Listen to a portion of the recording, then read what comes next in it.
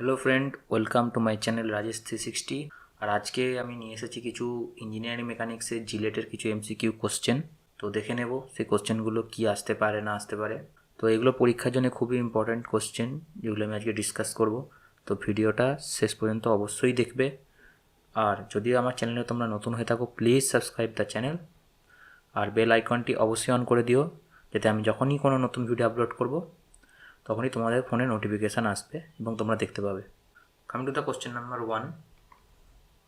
প্রথম question, the latest system of unit adopted by international. তো এর অ্যান্সার হবে এসআই সিস্টেম। আমরা সকলেই জানি সিস্টেম ইন্টারন্যাশনাল সব জায়গায় চলে, ইন্টারন্যাশনাল ইউনিট সিস্টেম। তো দ্বিতীয় question, dimension of force mL(T⁻²). দেখো, ডাইমেনশন ফোর্সের এখানে ডিরেকশন আমি করেছি। তো force equal to mass into acceleration. Force হলো মাস এবং অ্যাক্সেলারেশনের মাল্টিপ্লিকেশন। মাস মানে ভর, আর অ্যাক্সেলারেশন হচ্ছে ত্বরণ। আবার অ্যাক্সেলারেশনকে ভেঙে লিখলে হয় ভেলোসিটি বাই টাইম, আর ভেলোসিটিকে ভেঙে লিখলে ডিস্টেন্স বাই টাইম। তো এইভাবে আমরা ভেঙে নিলাম জিনিসগুলো। আমরা প্রত্যেকের যে ডাইমেনশন আছে সেগুলো আমরা লিখব। ডিস্টেন্স যেমন এল বলে, টাইম টি, মাস এম। তো ভেলোসিটি হয় এল বাই টি, অ্যাক্সেলারেশন হচ্ছে ভেলোসিটি বাই টাইম, তার মানে এল বাই টি, অর্থাৎ L(T⁻²), কারণ এই টিটা ওপরে যাবে গিয়ে 1/t হবে।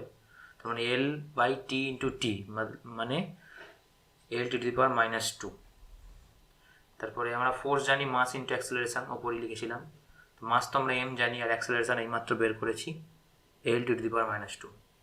তো সেই জন্য option A is the right answer, mL(T⁻²). পরের question, A force is an agent which destroy or tend to destroy motion, tend to produce motion, না বোথ, এ অ্যান্ড বি। তো এখানে অপশান হবে হচ্ছে both, A and B, right answer. Force হচ্ছে কোনো মোশনকে ডিস্ট্রয়ও করতে পারে, আবার টেন টু ডিস্ট্রয় করার মুহূর্ত মানে করবে ডিস্ট্রয়, এরকম হতে পারে। টেন টু প্রডিউস মোশন হতে পারে, কোনো মোশনকে প্রডিউস করবে। তো অপশান এ এবং বি দুটোই right. Coming to the question number 4. To express a force, we must know. To express a force, we must know its magnitude and direction. তো কোনো ফোর্সকে express করতে গেলে দুটো জিনিস লাগে, একটা হচ্ছে ম্যাগনিটিউড মানে তার পরিমাণটা, আর ডাইরেকশন। মানে যদি আমরা বলি যে 10 নিউটন ফোর্স, তার মানে 10 নিউটনটা হচ্ছে 10টা হচ্ছে ম্যাগনিটিউড, আর যে ডাইরেকশানে ভেক্টর রাশি, তো যে ডাইরেকশানে ফোর্সটা কাজ করছে সেটা হচ্ছে তার ডাইরেকশন। তো অপশান এ অ্যান্ড বি হচ্ছে right answer. Question number 5. Resultant of a force P and Q acting at an angle theta is equal to. তো আমরা জানি রেজাল্ট্যান্ট ফোর্সের ফর্মুলা। এখানে আঁকাটা সামান্য ভুল আছে। এখানে এই আঁকাটা দেখে মনে হচ্ছে যে এটা 90 ডিগ্রি, আর এটা 90 ডিগ্রি নয়। আমরা ধরে নিচ্ছি এটা থিটা অ্যাঙ্গেল আছে। পি আর কিউ এর মাঝে, পি আর কিউ দুটো ফোর্স, যার মাঝে থিটা অ্যাঙ্গেল আছে। থিটা অ্যাঙ্গেলে দুজন কাজ করছে একে অপরে। এবার এদের রেজাল্ট্যান্ট হবে আর, ধরে নিলাম। সেই আর এর ভ্যালু হবে p² + q² + 2pq cos theta. এটা কীভাবে এলো সেটা আমি একটা সেপারেট আলাদা করে ভিডিও বানাবো তোমাদের জন্য। যদি চাও সেই ভিডিওটা দেখতে তো প্লিজ কমেন্টে বলো, তাহলে আমি ভিডিওটা বানিয়ে দেবো। Next question, A force P acting at an angle theta with horizontal usual part of its along vertical and horizontal direction. তো এরা জানতে চাইছে যে পি আর কিউ পি যে একটি রেজাল্ট্যান্ট ফোর্স আছে, সেই ফোর্সের একটা কম্পোনেন্ট মানে একটা উপাংশ সাথে থিটা অ্যাঙ্গেল করে আছে, তাহলে সেই দুটো কম্পোনেন্টের নাম কি? যদি কোনো ফোর্সকে আমরা রেজাল্ট্যান্ট ফোর্সকে দুটো কম্পোনেন্টে ভাগ করতে পারি, সেই দুটো কম্পোনেন্টের ভ্যালু জিজ্ঞাসা করছে। তো যে অ্যাঙ্গেল করে যে কম্পোনেন্টের সাথে সেই দিকটা হয় পি কস থিটা, আর যে দিকটা অ্যাঙ্গেল করে না সেদিকটা হয় পি সাইন থিটা। এইভাবে তোমরা মনে রাখতে পারো। তো option A P sine theta, P cos theta. Next question, resultant of a force P and Q acting at an angle alpha with P. তো এখানে বলে দিয়েছে পি আর কিউ দুটো ফোর্স অ্যাক্ট করছে, আর তাদের মধ্যে যে অ্যাঙ্গেল সেটা আলফা। তার রেজাল্ট্যান্টের সাথে কিউ এর অ্যাঙ্গেল কত হবে? তো সেটা বের করার জন্য tan α = q sin theta by P plus Q cos theta, এটা হচ্ছে ফর্মুলা। এবার যার সাথে থিটা অ্যাঙ্গেল করে বলেছে বের করতে, যার সাথে থিটা অ্যাঙ্গেল করে থাকবে সেই থিটা অ্যাঙ্গেলটার সাথে অবশ্যই লিখবে।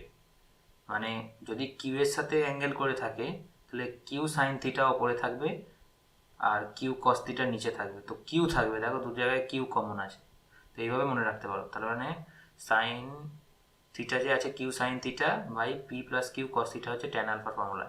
এখান থেকে যদি আমরা আলফাটা বের করতে চাই তাহলে ট্যান ইনভার্স আলফা করলেই হবে, সেখান থেকে আমরা অ্যাঙ্গেলটা পেয়ে যাব যে পি আর কিউ এর মধ্যে অ্যাঙ্গেলটা কত। এখানে পিটা লিখতে ভুলে গিয়েছি, তো এখানে পিটা লেখা হয়নি, তো পিটা এখানে পি হবে, পি ফোর্স হবে দিকটা। তো next question, the unit of movement of A force is. তো মুভমেন্ট কাকে বলে প্রথমে জেনে নিই। মুভমেন্ট হচ্ছে force into perpendicular distance from where the force act. তার মানে হচ্ছে ফোর্স এবং সেই ফোর্সটা যে পয়েন্ট থেকে অ্যাক্ট করছে সেটা পারপেন্ডিকুলার ডিস্টেন্স। তো আমরা জানি ফোর্সের ইউনিট নিউটন আর ডিস্টেন্সের ইউনিট মিটার, তো নিউটন মিটার হচ্ছে unit. Next question, question number 9, angle between two unlike parallel force is. তো অ্যাঙ্গেল জানতে চাইছি দুটো আনলাইক প্যারালাল ফোর্স। প্রথমে জেনে নিতে হবে আনলাইক কি। আনলাইক হচ্ছে প্যারালাল ফোর্স মানে হচ্ছে একে অপরের সাথে কোনোদিনও টাচ হবে না। দেখো আমি ড্র করেছি দুটো একদম প্যারালাল লাইন, কিন্তু আমি দেখো এই ফোর্সের যে কাজের যে ডাইরেকশান মানে ওয়ার্কিংয়ের যে ডাইরেকশান সেটা উল্টে দিয়েছি, সেই জন্য এটা আনলাইক, মানে একে অপরের বিপরীত। তো এদের মধ্যে অ্যাঙ্গেল অবশ্যই 180 ডিগ্রি और पाई। तो option C is the right answer. পরের প্রশ্ন, question number 10, the magnitude of resultant of two like parallel force F1 and F2 is. তো এখানে বলেছে লাইক প্যারালাল ফোর্স মানে দুজনের ডাইরেকশন সেম দিকে হবে। তো কোনো ফোর্স দুটো একই দিকে কাজ করে তাহলে তাদের যুক্ত রেজাল্টেন্ট কত হবে, F1 প্লাস F2, দুটো ফোর্সের যোগফল জাস্ট, সেই জন্য F1 plus F2 answer. Coming to the question number 11, the resultant of two like parallel force act. তো এর অপশন সিম্পলি বি হবে, at a point in between their points of application.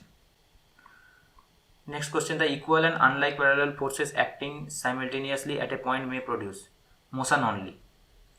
দেখো আগেই আমি বলেছি two equal and unlike parallel force মানে দুটো ফোর্সের magnitude equal but unlike parallel force মানে একে অপরের উল্টো দিকে, তো মোশন ক্রিয়েট করতে পারে, তো অবশ্যই option B. Next question, question number 13, two unequal unlike parallel force acting simultaneously at a point may produce translatory motion. এবার ট্রান্সলেটারি মোশনটা কি একটু পড়ে দিই। Translatory motion in which all the particles of a body move through the same direction in the same time is called translatory motion. Come to the question number 14, two unequal unlike parallel force acting simultaneously along different line of action may produce।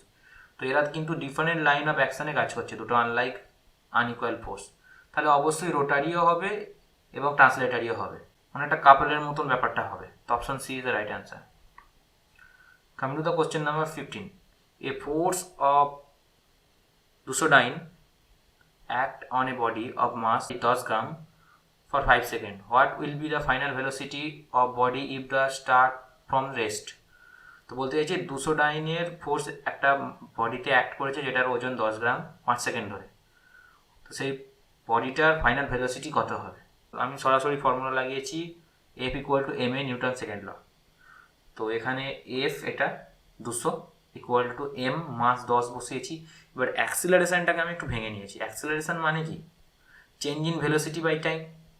এবার change in ভেলোসিটির মধ্যে কী হবে, initial আর final velocity থাকবে, সেখান থেকে দুটোকে বিয়োগ করলে চেঞ্জ ইন ভেলোসিটি, সেই জন্যই আমি ফাইনাল ভেলোসিটি ভি ধরেছি আর ইনিশিয়াল ভেলোসিটি তো 0 ছিল আর তার নিচে টাইম 5 দিয়ে ভাগ করেছি।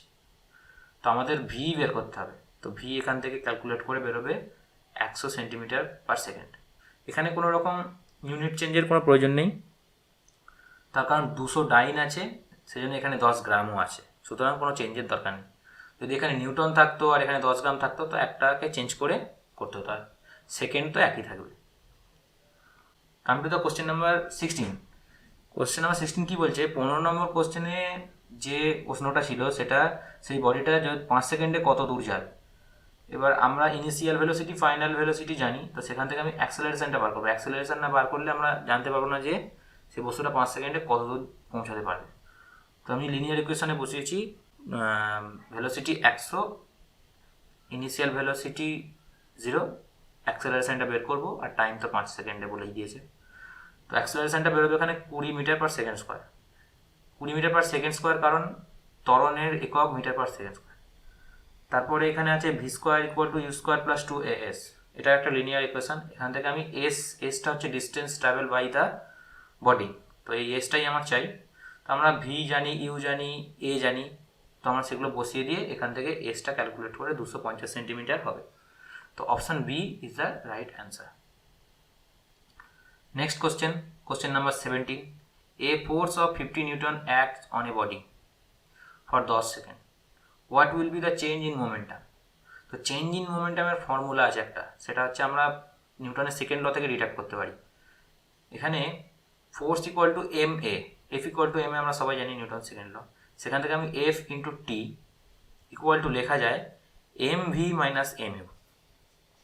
অ্যাক্সেলারেশন তো আমরা জানি যে এ মানে হচ্ছে rate of change of velocity by time, তো আমি সেটাই করেছি, ভেলোসিটিকে রেখে দিয়েছি, চেঞ্জ অফ ভেলোসিটিটা ভি মাইনাস ইউটা রেখে দিয়েছি, মানে এম ইকুয়াল টু, মানে এম এর পাশে এটাকে চেঞ্জ করে ভি মাইনাস ইউ লিখেছি, আর বাই টিটাকে আমি বাঁদিকে নিয়ে এফ এর সাথে গুণ করেছি। তাহলে এম ভি, এম এর সাথে ভি গুণ হয়েছে, এম এর সাথে ইউ গুণ হয়েছে, তাই M V minus M U, আর টিটা তো এখানে চলেই এসেছিলো ফোর্সের সাথে। তারপরে আমি ভ্যালুগুলো বসিয়ে দিচ্ছি, 50 হচ্ছে ফোর্স, টাইম 10 সেকেন্ড, আর আমার M V minus M U চাই, চেঞ্জ ইন ভেলোসিটি, সঙ্গে যদি মাস গুণ করি তার মানে কি এম ইন্টু ভি, মানে কি বেগ ইন্টু ভরবেগ, তো ভরবেগই তো মোমেন্টামের চেঞ্জ চেয়েছে, মানে সেটাই বের করেছি M V minus M U, সেটাই তো চেঞ্জ। ইনিশিয়াল আর ফাইনালি কত হলো মোমেন্টাম, সেটা বিয়োগ করলেই তো আমরা চেঞ্জটা জানতে পারবো, সেই জন্য M V minus M U রেখে দিয়ে বের করেছি। তো 500 নিউটন মিটার অ্যান্সার হবে। তো option C is a right answer. এরপরের question number 18, a force of 10 kg weight acting on a certain mass for 2 seconds, give it a velocity 10 meter per second, what is the mass in kg? তো এখানে same question, কিন্তু এখানে মাস জানতে চাইছে, তো আমরা same formula প্রয়োগ করবো, F into T equal to M V minus U, এটা আমরা আগের কোশ্চেনেই দেখলাম।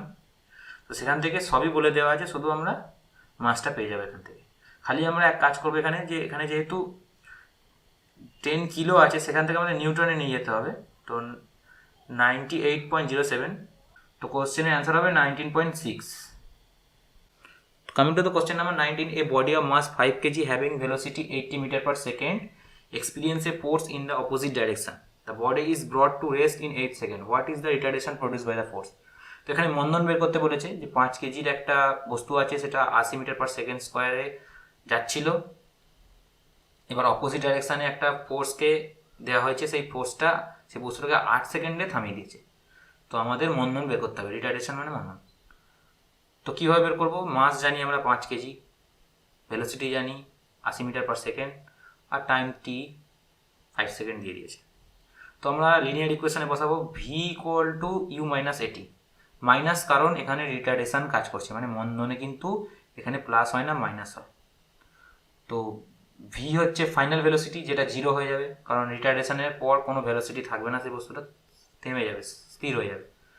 আর ইনিশিয়াল ভেলোসিটি তো বলে দিয়েছে 80 ছিল, দেখো having velocity 80 metre per second, তো ইনিশিয়াল ভেলোসিটি 80 ছিল, মাইনাস এটা আমরা বের করব মন্দনটা, আর টাইম দিয়ে দিয়েছে টি সেকেন্ড, তো এখান থেকে এ পাবো, মাইনাসটা থাকবে কারণ মন্দন বলে, তো 16 বেরোবে, 16। তো এখানে অপশানে কোথাও নেই, তো এটা ভুল আছে, তো 16 মিটার পার সেকেন্ড স্কোয়ারই অ্যান্সার হবে। এরপরে বলেছে question number 20, what is the value of force? তো এখানে যে বস্তুটা রিটার্ডেশানে এলো, এই 16 মিটার পার সেকেন্ড স্কোয়ার যে রিটার্ডেশনটা, সেটা কতটা ফোর্স লাগিয়ে এলো, সেই ফোর্সটাই কন্ডাক্ট করতে বলছে, মানে ফোর্সটা বের করতে বলছে। তো দেখে নিই, আমরা জানি force equal to mass into acceleration, আমরা অ্যাক্সেলারেশন জানি, মাস জানি, শুধু ফোর্সটা বের করবো। তো মাসের জায়গায় 5 বসিয়ে দিলাম, অ্যাক্সেলারেশনের জায়গায় 16, 5 16 80, তো 80 নিউটন হলো অ্যান্সার। তো ফ্রেন্ডস, তোমাদের কেমন লাগলো ভিডিওটা জানিও, আর যদি কোনো কোয়ারি থাকে প্লিজ কমেন্ট ডাউন বিলো।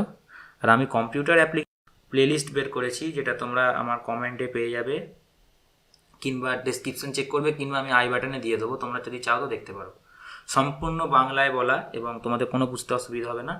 আর যদি কিছু বুঝতে অসুবিধা হয় তো অবশ্যই আমাকে কমেন্টে বলবে। আর এটা হচ্ছে ভিডিওটার প্রথম পার্ট, আমি সেকেন্ড পার্ট নিয়ে অবশ্যই আসবো। আর দেখা হচ্ছে পরের ভিডিওতে, ততক্ষণ বাই বাই।